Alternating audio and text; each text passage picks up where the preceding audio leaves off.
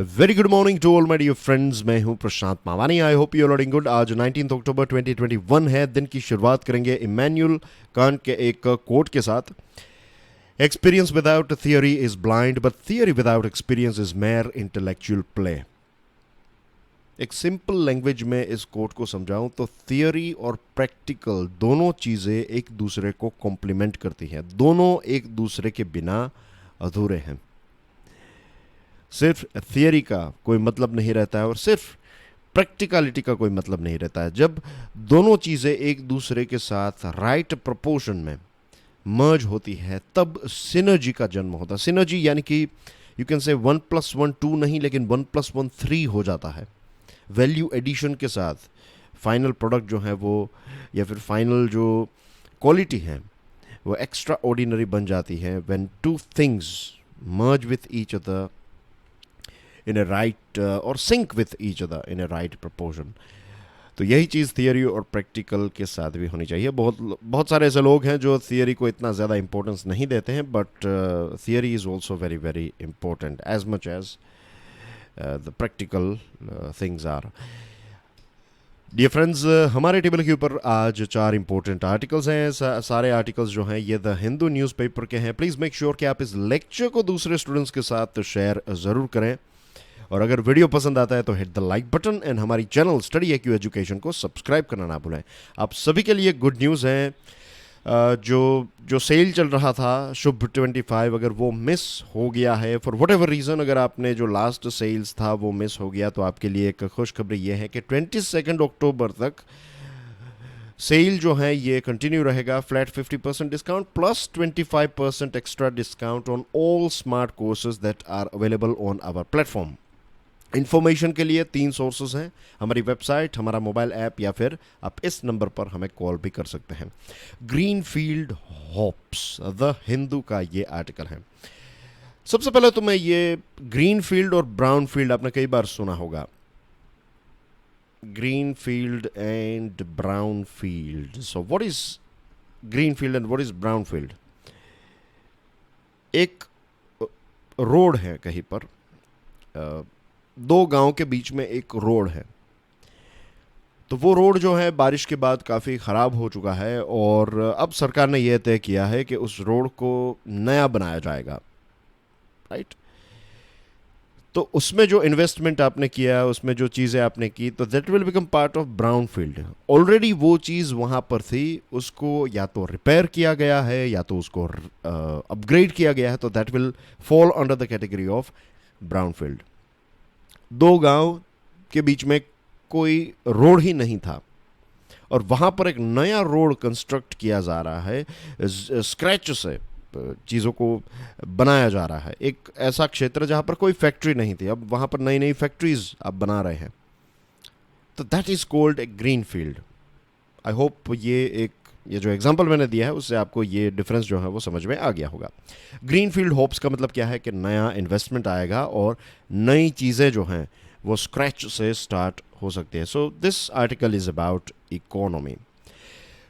Covid की second wave जो है वो ऑफिशियली तो साइंटिस्ट का कहना यह है कि we are still going through the second wave, क्योंकि आज भी हर रोज़ हमारे देश में कुछ 20-30,000 जितने केसेस जो हैं वो हर रोज़ देखने को मिलता है। लेकिन वैक्सीनेशन भी इतना ज़्यादा हुआ, अभी कुछ हफ्तों के अंदर वी विल क्रॉस 100 करोड़ का जो एक मार्क है वो हम क्रॉस कर लेंगे, और दुनिया में किसी भी देश ने इतना ज़्यादा क्रॉस नहीं किया है। Not sure about China, but China को छोड़ दे तो फिर भारत ही नंबर 1 पोजीशन पर है as far as vaccination is concerned. The improvement in several economic indicators plus investment revival is quite visible in our economy. तो कोविड की वजह से जो ब्रेक लग गई थी, अब धीरे धीरे चीज़ें जो हैं वो बैक टू नॉर्मल हो रही हैं। इकोनॉमिक इंडिकेटर्स जो हैं वो काफ़ी इंप्रूवमेंट दिखा रहे हैं, और इन्वेस्टमेंट जो है, नया इन्वेस्टमेंट भी हमारी इकोनॉमी में आने लगा है। प्रोजेक्ट्स टुडे नाम की एक ऑर्गेनाइजेशन है, और उनका कहना यह है कि investment commitments and indicators of actual capital expenditure on the ground recorded A more than robust sequential growth in July September quarter after and insipid Q1। Projects today का कहना यह है कि चीज़ें जो हैं वो काफ़ी अच्छी तरीके से इंप्रूव हो रही है। इकोनॉमिक रिवाइवल जो है वो काफ़ी अच्छा हो रहा है। इन्वेस्टमेंट कमिटमेंट्स और इंडिकेटर्स जो हैं कैपिटल एक्सपेंडिचर के वो काफ़ी अच्छे हैं, और सेंट्रल गवर्नमेंट ने भी इंफ्रास्ट्रक्चर के पीछे काफ़ी पैसे जो हैं वो इन्वेस्ट किए हैं। तो ये सारी चीज़ें जो हैं वो एक एक आशा की किरण नज़र आ रही है। कुछ विजिबली भी ऐसा लग रहा है कि चीज़ें जो हैं वो काफ़ी पॉजिटिव डायरेक्शन में जा रही हैं। The first half of 2021-22 has now seen fresh investments higher than pre-COVID year of 2019-20. 2019-20 की बात करें तो जो उस समय पर प्री कोविड एरा में जो इन्वेस्टमेंट आया था उससे भी ज़्यादा इन्वेस्टमेंट जो है वो हमें फर्स्ट हाफ में यानी कि 2021-2022 के पहले 6 महीने जो हैं इसमें जो इन्वेस्टमेंट आया है वो ये कोविड टाइम 2019-20 के मुकाबले काफ़ी अच्छा था। पीएलआई स्कीम भी इसका रीज़न हो सकता है। पीएलआई यानी कि production linked incentive scheme. Production linked incentive scheme में ऐसा है कि अगर आप लेट्स से मोबाइल फ़ोन की बात करें तो सरकारें जो हैं वो इस प्रकार की स्कीम्स में क्या करती हैं कि सरकार ने आपको ये बताया है कि अगर आप 1 लाख मोबाइल फ़ोन्स हमारे देश में पैदा करेंगे तो फिर आपको कुछ पैसे दिए जाएंगे। लेट्स से कि 1 लाख मोबाइल फ़ोन्स आपने पैदा किए तो आपको 10,000 रुपये कैश दिए जाएंगे या फिर इंसेंटिव दिया जाएगा। तो ओवरऑल जो आपका खर्च हुआ तो उसमें से आप 10,000 जो है वो माइनस कर देंगे, क्योंकि आपको सरकार से मदद मिल रही है। आप 1 करोड़ फ़ोन बनाएंगे तो सरकार कहेगी कि हम आपको 10 लाख देंगे। तो इस प्रकार की स्कीम्स जो होती हैं प्रोडक्शन लिंक्ड इंसेंटिव के, जितना प्रोडक्शन करेंगे उतना ही आपको इंसेंटिव मिलेगा। तो ये textiles, pharmaceutical companies, electronic items, right, फिर मैन्युफैक्चरिंग की बहुत सारी अलग अलग जो कंपनीज हैं, अलग अलग क्षेत्र जो हैं, तो इसमें भी पीएलआई स्कीम जो है वो सरकार ने अनाउंस कर दी है। 13 ऐसे सेक्टर्स हैं हमारे देश में जिसको लेकर सरकार ने पीएलआई स्कीम को अनाउंस कर दिया है। 9 ऐसे क्षेत्र हैं जिसकी पीएलआई स्कीम जो है वो नोटिफाई हो चुकी है, और बहुत सारे दूसरे ऐसे क्षेत्र हैं जिसके बारे में डिस्कशन जो है वो चल रही है। और ये एक बहुत ही राइट टाइम है, क्योंकि बहुत सारे देश जो हैं वो चाइना के ऊपर एक ज़्यादातर डिपेंडेंट हो गए थे, टोटली चाइना के ऊपर डिपेंडेंट थे। तो अब ये कोविड की वजह से इन देशों को ये रियलाइज़ हुआ है कि सिर्फ अकेले एक देश के ऊपर रिलाई होना जो है that is not a very smart move. तो चाइना से इन्वेस्टमेंट जो है वो दूसरे देशों की तरफ जा रहा है, जैसे कि वियतनाम जाएगा, बांग्लादेश एक बहुत ही टफ कॉम्पिटिटर हैं, then you have Myanmar as well. तो ऐसे कुछ देश हैं जहाँ पर इन्वेस्टमेंट जा सकता है। तो भारत को भी अपनी चीज़ों को, as you can see on your screen, quickly देख लेते हैं। तो this is China, this is Vietnam, this is Myanmar, this is Bangladesh, और ये सारे देशों हैं, ये आसियान के पार्ट हैं। And again not repeating the same things, क्योंकि इससे पहले भी हमने आसियान और सार्क और बिम्स्टेक के बारे में काफ़ी सारी डिस्कशन कर ली है। अगर आप नए स्टूडेंट हैं तो आपके लिए एक छोटी सी टास्क है, आसियान का फुल फॉर्म देख लीजिए। You don't have to write full form in the comment section, आप आसियान क्या है वो देख लीजिए और कितने देश हैं वो एक बार पढ़ लीजिए। You don't have to remember as well, इसको याद रखने की कोशिश मत कीजिए, बार बार रिवीजन से ऑटोमेटिकली ये याद हो जाएगा। That's how you prepare for civil services. एक सार्क ग्रुप है और एक बिम्स्टेक नाम का ग्रुप है, राइट, दिस इज BIMSTEC। तो ये 3 ग्रुप्स के बारे में थोड़ी R&D कर लीजिएगा, research and development, right. Let's say आज आप इस लेक्चर के तुरंत बाद 15 से लेकर 20 मिनट्स निकालकर ये तीनों ग्रुप्स के ऊपर एक बर्ड्स आई व्यू ले लीजिए।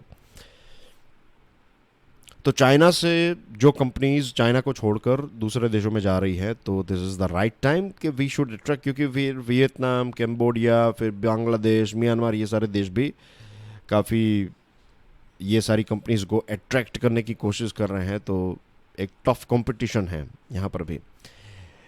फिर एयर इंडिया को टाटा के हवाले किया गया, टाटा ने उसको ख़रीद लिया है, बिडिंग प्रोसेस हुई और ये एक बहुत बड़ी बिडिंग प्रोसेस हुई। This is going to be a big thing, this is a very big company, एक बहुत बड़ी कंपनी को बेचा गया है सक्सेसफुली लंबे समय के बाद। तो आई होप कि दूसरी कंपनीज जो हैं, सरकारी कंपनीज की बिडिंग प्रोसेस भी जल्द होगी और जल्द से जल्द सरकार जो है वो इन सारी कंपनीज से अपने हाथ या फिर अपने आप को फ्री कर लेगी, क्योंकि सरकार का काम बिजनेस करना नहीं है, सरकार का काम प्लेटफॉर्म, सरकार का काम गवर्नेंस प्रोवाइड करना है, सरकार का काम प्लेटफॉर्म प्रोवाइड करना है।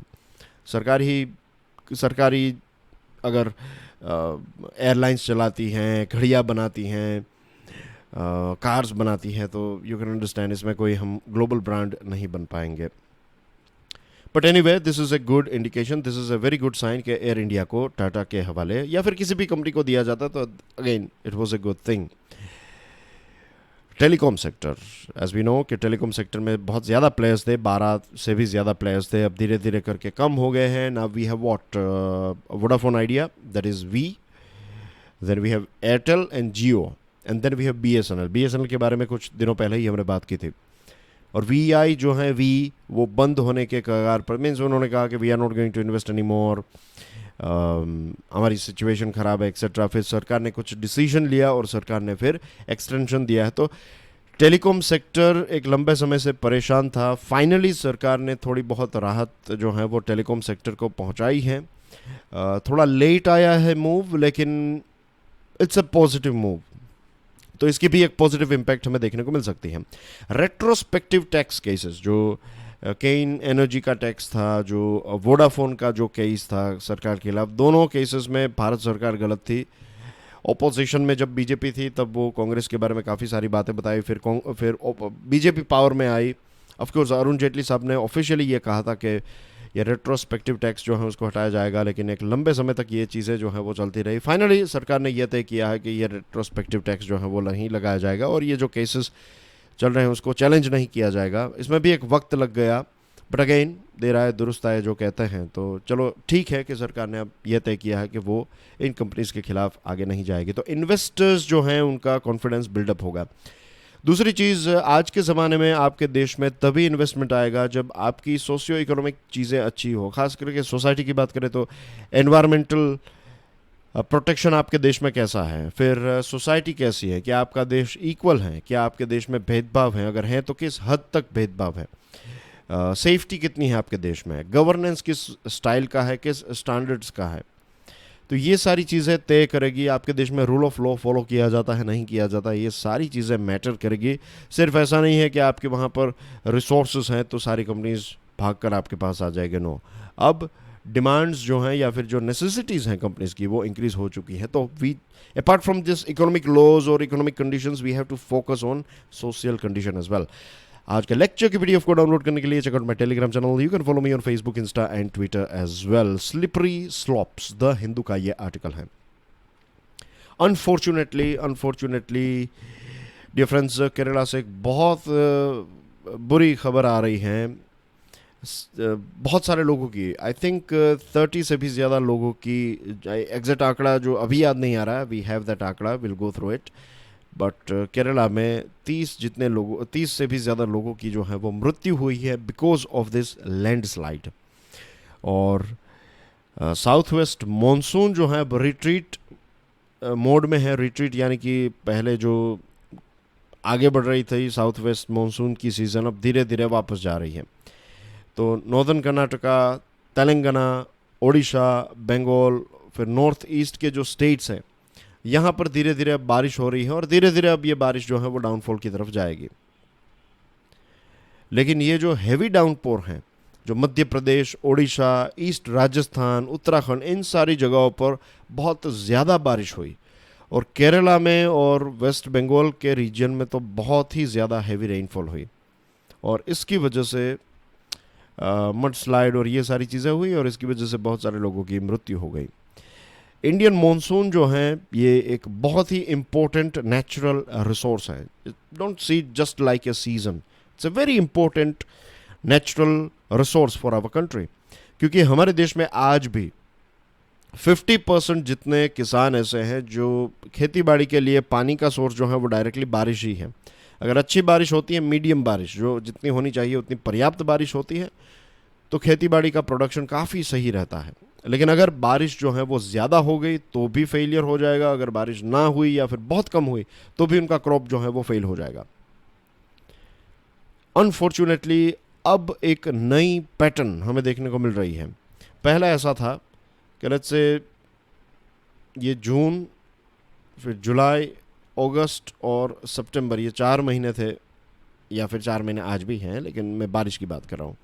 तो स्टार्टिंग के टाइम पर ये this is June, this is July, August and September. Okay, now पहले क्या होता था कि धीरे धीरे बारिश जो है वो बढ़ती थी और फिर अपने पीक तक जुलाई में पहुंच जाती थी, राइट। फिर कंटिन्यूस थोड़ा बहुत रहता था, फिर धीरे धीरे अगस्त आते आते एक ड्रॉप देखने को मिलता था और फिर धीरे धीरे धीरे धीरे करके सितंबर के बाद बारिश जो है वो ख़त्म हो जाती थी। आज की सिचुएशन कैसी है पता है? सॉरी,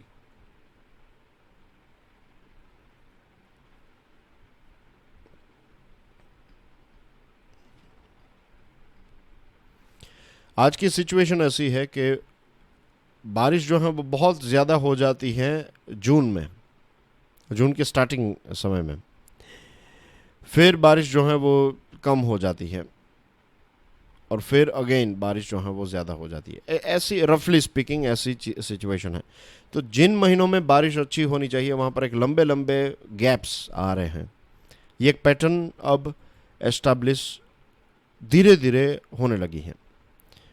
अब क्रॉप के ऊपर, प्रोडक्शन के ऊपर, ये सारी चीज़ों के ऊपर इसकी बहुत ही नेगेटिव इम्पैक्ट। और एक कम समय में ज़्यादा बारिश एक जगह पर हो जाती है तो वो एक प्रकार का सिटी पॉन्ड बन जाता है। एक सिटी जो है वो एक तालाब में तब्दील हो जाता है। कितने सारे लोगों की कार्स, अपने लिफ्ट्स, ग्राउंड फ्लोर में रहने वाले लोगों का पूरा घर, राइट, बहुत सारी ऑफिसेज और ये सारी चीज़ें जो हैं वो डिस्ट्रॉय हो जाती है। और ज़्यादा बारिश और पानी के साथ जुड़े हुए जो भी नेचुरल कैलामिटीज़ हैं, कहीं पर सुनामी आ गई, कहीं पर ज़्यादा बारिश हो गई, तो फिर प्रॉब्लम ये है कि क्योंकि पानी के साथ जुड़ा हुआ ये एक इश्यू है, तो फिर जब चीज़ें ख़त्म हो जाती है उसके बाद पानी के साथ जुड़े हुए डिजीज़ वहाँ पर फैलने लगते हैं, जैसे कि मलेरिया है, डेंगू है, इस प्रकार की चीज़ें। तो उसकी सेकंड इनिंग भी एक होती है, जो पानी के साथ जुड़े हुए जो ऐसे कैलामिटीज़ हैं उसकी एक सेकंड इनिंग भी होती है। पहले जो फिजिकल नुकसान होता है वो तो हो ही, उसके बाद इस प्रकार के नुकसान भी होते हैं। This just an add on for you guys. Kerala, which hosts a vast stretch of Western Ghats, is having to contend with these changes with almost no respite between severe spells. Continuously वहाँ पर बारिश हुई और IMD ने यह भी alert दिया है कि 20 अक्टूबर के बाद केरला में और ज़्यादा बारिश जो है वो हो सकती है। तो what we can do about it? We have to respect the nature. Netherlands के बारे में कुछ समय पहले एक बहुत ही इंटरेस्टिंग आर्टिकल हमने डिस्कस किया था। जर्मनी और फिर बेल्जियम और फिर नेदरलैंड्स, इन जगहों पर बहुत ज़्यादा बारिश हुई और इंटरकनेक्टेड नदियों की वजह, इंटर स्टेट या फिर इंटरनेशनल रिवर की वजह से एक जगह पर ज़्यादा बारिश हुई और फिर पानी जो है वो हर जगह पर फैल गया। तो ये देश के अंदर सबसे, ये जो 3-4 देश हैं यूरोप के, उसमें नेदरलैंड्स जो हैं वो नदियों के साथ जीता है। मीन्स काफ़ी रिस्पेक्ट करता है नदियों को। व्हेन आई से रिस्पेक्ट, आई मीन टू से कि अच्छी तरीके से ट्रीट किया जाता है उसको, उसकी गहराई को और ज़्यादा गहरा बनाया जाता है। कुछ ऐसे एक्स्ट्रा पूल, मीन्स एक्स्ट्रा इस प्रकार के सेटअप्स किए गए हैं कि फॉर एग्जांपल एक बड़ी नदी है तो कुछ कैनाल्स बनाई गई हैं ताकि अगर ज़्यादा बारिश आए तो फिर पानी जो है वो यहाँ पर डाइवर्ट किया जाए। तो ऐसी कुछ चीज़ें की हैं। फिर हमारे देश में प्रॉब्लम यह है कि माउंटेन स्लोप्स के ऊपर भी ऐसे ही बिंदास हमने कंस्ट्रक्शन की परमिट दे दी है शॉर्ट टर्म प्रॉफिट के लिए। एक अच्छा लग रहा है या फिर ज़्यादा पैसे मिल रहे हैं, ये वो, इन सारी चीज़ों के लिए what we have done is हमने ब्लाइंडली बहुत सारी जगहों पर परमिशन दी है। और जब ऐसे इंसिडेंट्स होते हैं उसके बाद ऑल ऑफ द सडन जो आपका सिटी एडमिनिस्ट्रेशन है वो एक्टिव हो जाता है और फिर वो कहता है कि यहाँ पर ये नहीं होना चाहिए। लेकिन तो पहले परमिशन क्यों दिया? और परमिशन नहीं दिया, लोगों ने इलीगल कंस्ट्रक्ट किया है, तो क्या वो अदृश्य थे? क्या आप उनको देख नहीं पा रहे थे? आप सारी चीज़ें देख रहे थे, बट अब आपके ऊपर प्रेशर आया, that's why you are acting now.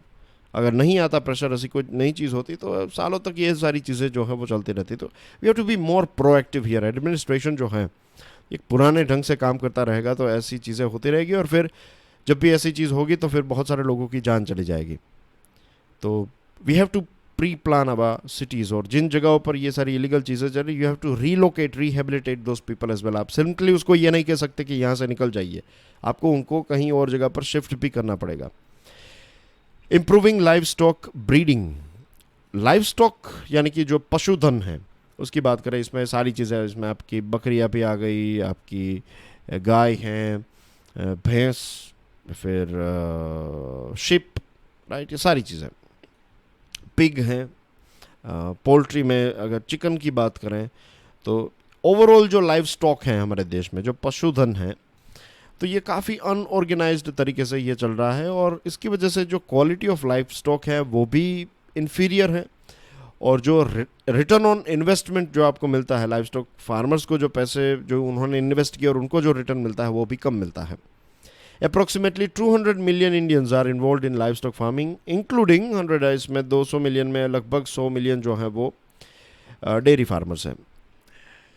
अब ज़्यादातर 80% जितने हमारे जो बोवाइंस हैं, जैसे कि गाय और भैंस जो हैं, ये रफली यू कैन से 80% जितने जो हैं ये स्मॉल और मार्जिनल फार्मर्स के पास हैं। और क्योंकि अनऑर्गेनाइज्ड सेक्टर में है तो ना तो जो पूरी सप्लाई चेन है उसमें कोई ज़्यादा वैल्यू एडिशन है, इसमें बहुत सारी अपॉर्चुनिटीज़ हैं पूरी सप्लाई चेन में कि जहाँ से एक बछड़ा पैदा होता है और जब वो गाय बन जाती है और फिर वो गाय दूध देने लगती है, तो पूरी जो प्रोसेस है उस ये पूरी प्रोसेस में, और उसके बाद भी उसको बेचा जा सकता है मार्केट में, बछड़ों को बेचा जा सकता है, तो ये सारे ऑप्शंस अवेलेबल हैं। फिर उनको टाइम पर दवाई देना, उनकी हेल्थ के पीछे एक इन्वेस्टमेंट है, उनका इंश्योरेंस, ये सारी चीज़ें, right, there are so many things just like human beings.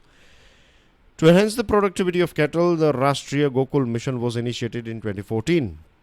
2014 में ये राष्ट्रीय गोकुल मिशन लॉन्च किया गया ताकि हमारे देश में कैटल जो है उसकी प्रोडक्टिविटी इंक्रीज़ हो, और इसके लिए जो भी artificial insemination, sex sorted semen, in vitro fertilisation, IVF, ये सारी चीज़ों का इस्तेमाल हो और लाइव स्टॉक की क्वालिटी जो है वो इंक्रीज़ हो। और इसमें जैसे मैंने आपको बताया सारी चीज़ें आपकी कैटल, बफेलो, पोल्ट्री, शीप, गोट, पिगरी, सारी चीज़ों में इंडिविजुअल फार्मर्स हों, चाहे फार्मर प्रोड्यूसर ऑर्गेनाइजेशंस हों, चाहे ऐसे कोई सेल्फ ग्रुप हो, तो सभी को एक फाइनेंशियल हेल्प जो है वो सरकार प्रोवाइड करती है।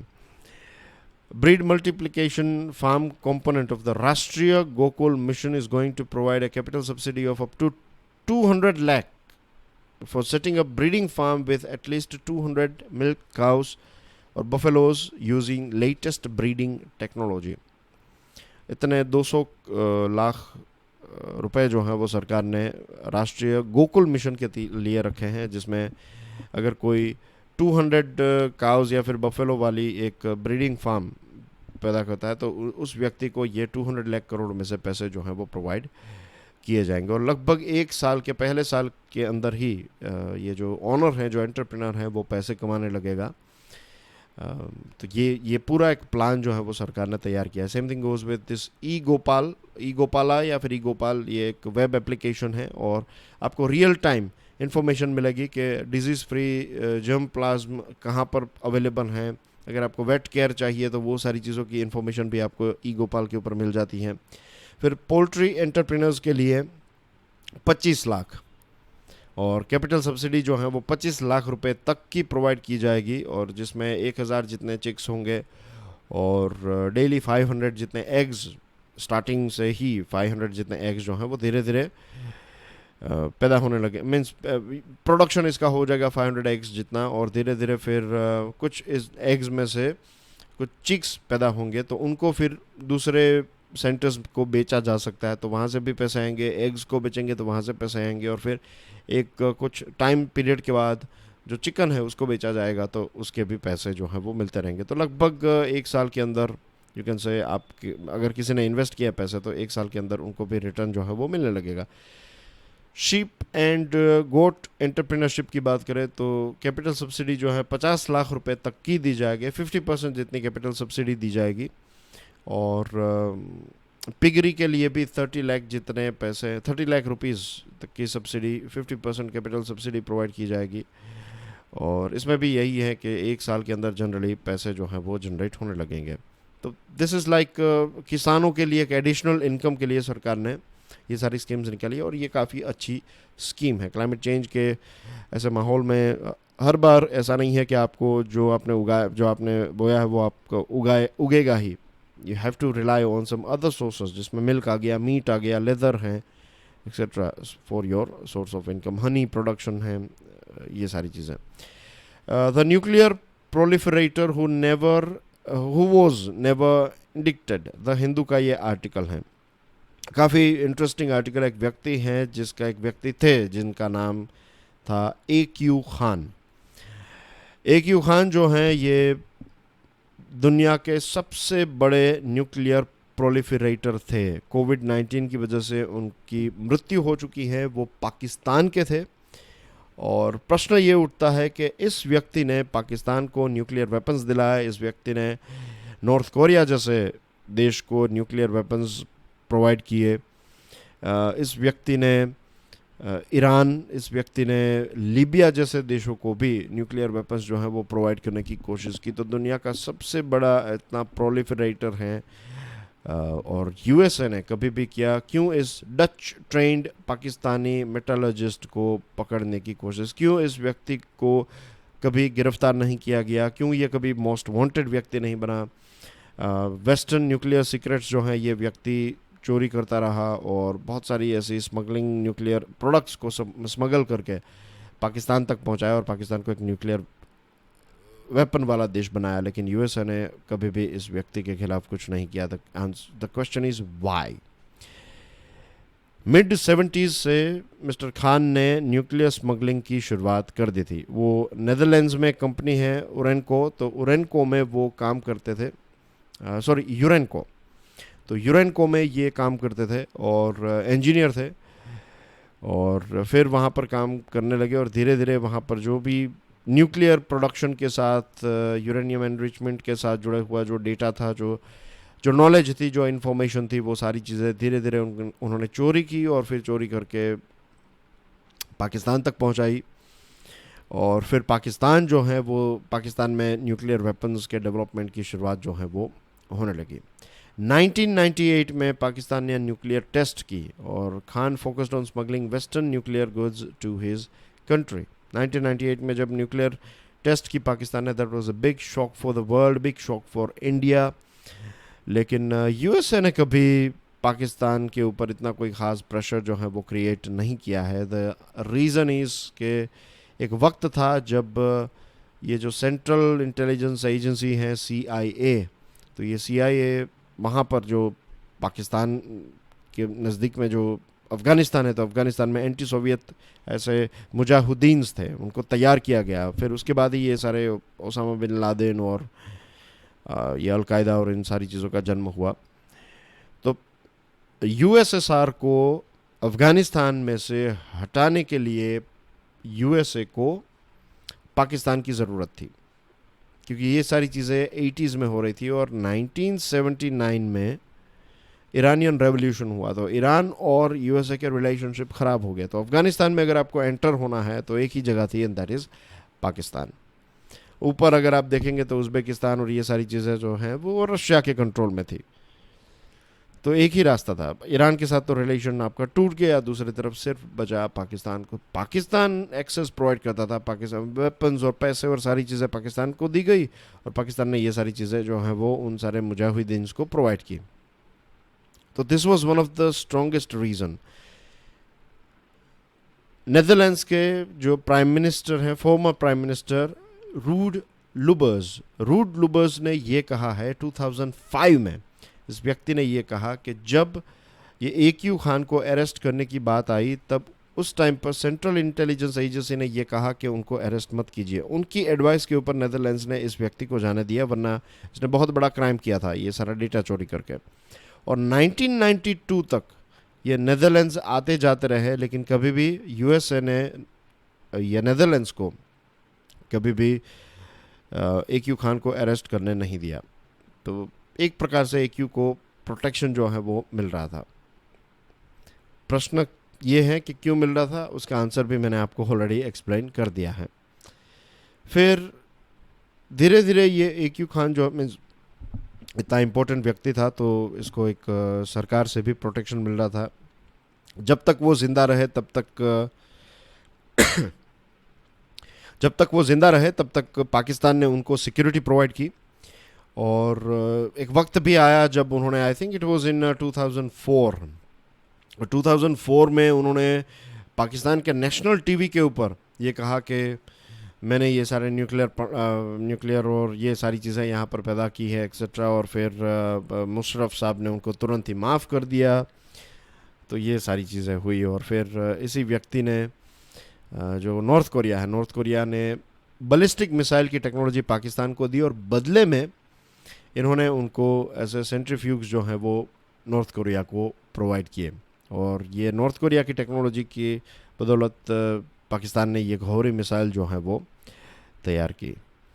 तो उस टाइम पर यूएसए चुप बैठ रहा था, लेकिन आज यूएसए के लिए एक बहुत बड़ा हेडेक ये है कि पाकिस्तान जैसे देश के पास न्यूक्लियर वेपन्स हैं, और वो दिन भी दूर नहीं है, वो वक्त भी दूर नहीं है। Unfortunately it's very very sad, it's very very bleak to say this, and I am so sorry to share this with you guys, लेकिन अनफॉर्चुनेटली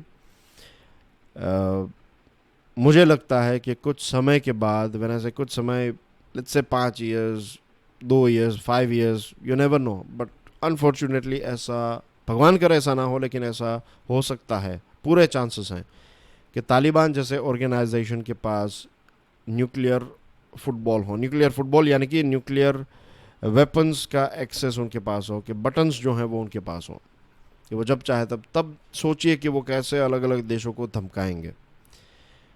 तो यूएसए को ये सारी चीज़ें जो हैं वो सोचनी चाहिए थी, लेकिन कभी नहीं सोचा गया इसके ऊपर अनफॉर्चुनेटली, और इसका नुकसान जो है वो भारत जैसा देश जो है वो भुगत रहा है। यह है कुछ न्यूज़ आइटम्स आपके लिए dear friends, and that's everything from my side as far as articles are concerned.